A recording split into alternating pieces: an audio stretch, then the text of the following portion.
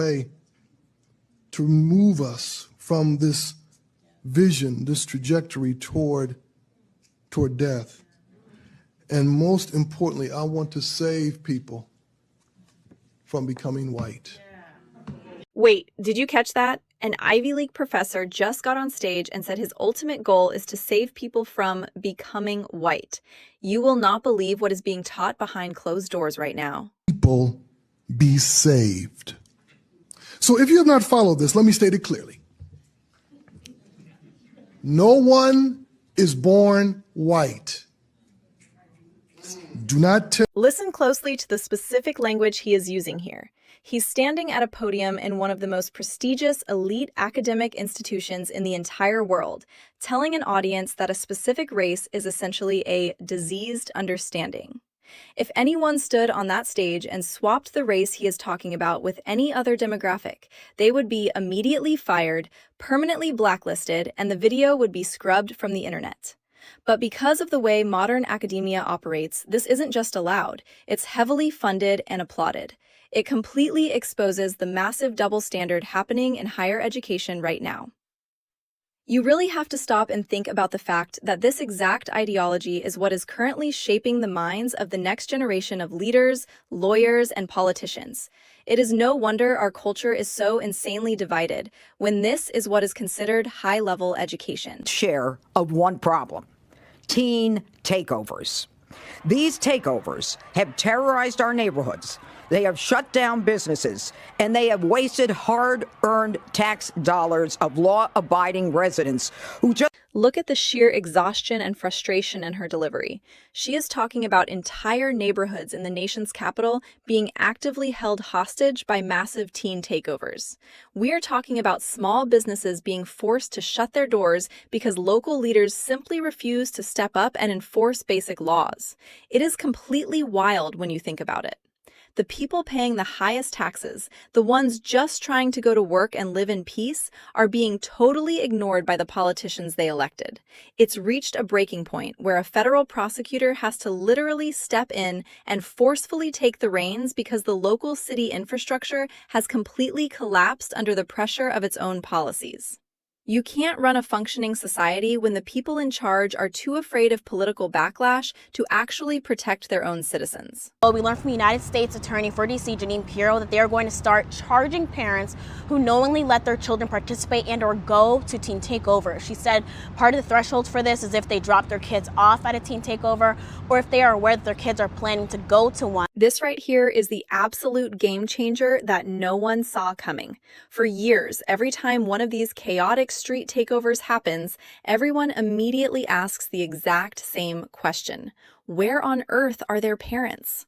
Well, the federal government is finally giving an answer, and it involves handcuffs. They aren't just giving kids a slap on the wrist anymore. They are aggressively targeting the adults. If you even casually know your kid is going to one of these riots, or if you physically drop them off, they are threatening to throw you in a federal prison cell for 6 solid months. It represents a massive cultural shift in accountability. It's an extreme measure, absolutely, but when cities are literally being torn apart from the inside out, the legal system will eventually stop playing games and start forcing compliance. And emergency measures, while the D.C. Council refuses to deal with the problem. And I'm going to say that again, where the D.C. Council that passes the laws refuses to deal with the problem. And their lack of action creates an extremely dangerous situation for the people of the... Notice how she specifically repeats herself to make absolutely sure the public hears it. She is putting a massive target directly on the back of the D.C. City Council. It's one thing to have a crime problem. It is an entirely different level of incompetence when the officials whose literal job it is to write the laws are completely refusing to address the emergency. She is publicly shaming them for creating an incredibly dangerous environment for both the residents and the teenagers themselves. It's a brilliant legal and political maneuver. By calling them out on camera, she is stripping away all of their excuses. If anything happens now, the blood is entirely on the hands of the council members who decided to sit on their hands while the city burned. It's a masterclass in holding elected officials publicly accountable. Curfew law, and the specific statute that we will use is a violation of D.C. Code 22-811, and it involves contributing to the delinquency of a minor. This statute makes it unlawful for an adult to enable, facilitate, or permit a minor to engage in delinquent acts. Look at her body language. She is not messing around even a little bit. She is standing there reading the exact legal code out loud to put the entire city on high alert. Contributing to the delinquency of a minor, they are taking a law that has been sitting on the books forever and dusting it off to specifically, surgically target the adults who are enabling this chaos. What's truly crazy is that it shouldn't require a top federal prosecutor threatening severe jail time just to make sure parents keep their teenagers out of the streets at midnight. But this proves that when the basic social contract breaks down, the legal system has no choice but to step in with a heavy hand. They are sending a crystal clear message that the era of zero consequences is officially over. Here we are, about to memorialize George Floyd for year 6 after his brutal murder at the hands of the Minneapolis Police Department. Our community is still experiencing grief and trauma. We have young people in our community who were children at the time. They're now teenagers.